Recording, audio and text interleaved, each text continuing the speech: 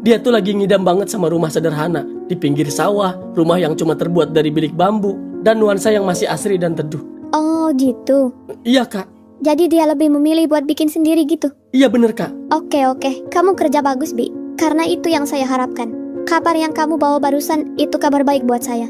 Dan itu sangat penting untuk permulaan dalam menjalani misi kita. Maksudnya kak? Kamu harus bisa menggagalkan impiannya untuk membangun rumah idamannya itu. Apa? Tapi kak... Setelah mendapatkan informasi dari Robby, Elin mulai menyusun rencana untuk menggagalkan impian Topan membangun rumah idamannya. Elin meminta Robby untuk lebih dekat dengan Topan, mengawasi setiap langkahnya, dan mencari celah agar rencana pembangunan rumah itu gagal. Elin tidak ingin Topan mendapatkan kenyamanan di tempat lain. Ia ingin agar Topan tetap terikat pada kehidupan lamanya, atau lebih baik lagi, kembali kepadanya. Sementara itu, Topan mulai mencari tanah yang cocok. Ia berbicara dengan beberapa orang di kampung, bertanya sana-sini, mencari informasi tentang lahan yang bisa dibeli. Namun, setiap kali hampir mendapatkan tempat yang cocok, selalu saja ada kendala. Kadang harga yang tiba-tiba naik tanpa alasan. Kadang ada orang lain yang secara misterius lebih dulu membayar uang muka, atau bahkan tanah yang ia incar tiba-tiba disebut bermasalah secara hukum. Semua itu terjadi berkat campur tangan diam-diam dari Elin yang menggunakan berbagai cara untuk menghalangi Topan. Di sisi lain, Robby mulai merasa bersalah. Awalnya, ia hanya menjalankan perintah Elin tanpa banyak berpikir. Baginya, ini hanya pekerjaan, hanya bagian dari tugas yang diberikan kepadanya. Tapi semakin ia mengenal Topan, semakin ia melihat bagaimana lelaki itu benar-benar ingin membangun kehidupan yang lebih baik. Semakin sulit baginya untuk terus ikut dalam permainan ini. Ia mulai bertanya-tanya apakah yang ia lakukan ini benar atau salah. Apakah ia hanya alat bagi Elin untuk mencapai tujuannya? Ataukah ia punya pilihan sendiri? Sementara itu, Topan tanpa sadar semakin terjebak dalam permainan ini. Ia terus berpikir bahwa semua hambatan yang ia alami adalah murni kebetulan. Ia mencoba untuk tidak menyerah, tetap mencari rumah atau tanah yang cocok. Tapi semakin lama, ia mulai lelah. Setiap harapan yang muncul selalu berujung pada kekecewaan. Ia bahkan mulai mempertimbangkan opsi lain, seperti mencari rumah di desa sebelah atau kembali menabung lebih banyak uang sebelum membangun rumah. Namun, jauh di lubuk hatinya, ia merasa ada sesuatu yang aneh. Seolah-olah ada kekuatan tak terlihat yang terus menghalanginya. Di sisi lain, Elin semakin giat mengatur strategi.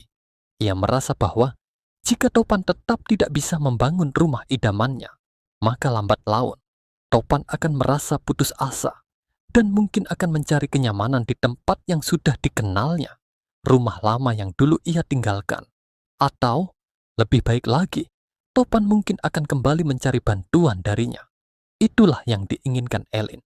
Ia ingin agar Topan tetap bergantung padanya, tetap ada dalam jangkauan, tidak pergi terlalu jauh.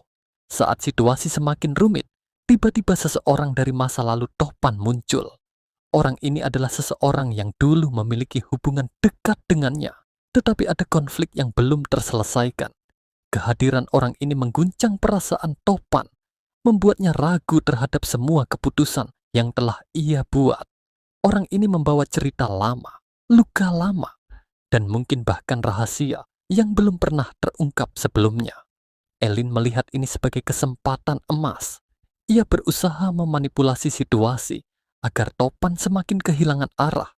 Ia tahu bahwa ketika seseorang merasa tidak stabil, mereka akan mencari sesuatu untuk dipegang, seseorang yang bisa dipercaya.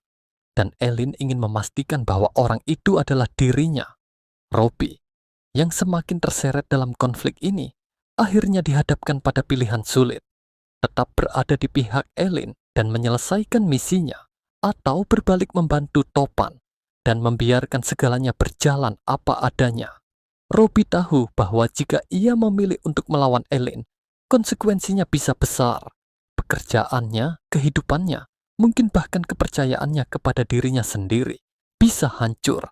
Tapi di sisi lain, Ia tidak ingin menjadi orang yang menghancurkan impian orang lain. Sementara itu, Topan semakin dekat dengan kebenaran. Ia mulai mencurigai bahwa ada seseorang yang secara aktif menghalangi jalannya. Ia mulai menghubungkan titik-titik kejadian aneh yang ia alami. Ia mulai mencari tahu siapa yang berada di balik semua ini. Lalu, sebuah kejadian besar terjadi. Bisa jadi sebuah kecelakaan, bisa jadi sebuah konfrontasi langsung, atau bisa jadi sebuah kesalahan dari Elin yang akhirnya mengungkap segalanya. Semua orang akhirnya harus menghadapi kebenaran, dan keputusan besar harus diambil. Bagaimana akhir dari permainan ini? Apakah Topan akan tetap bisa mewujudkan impiannya? Apakah Robby akan berani mengkhianati Elin demi nuraninya? Apakah Elin akan terus berusaha mengendalikan situasi?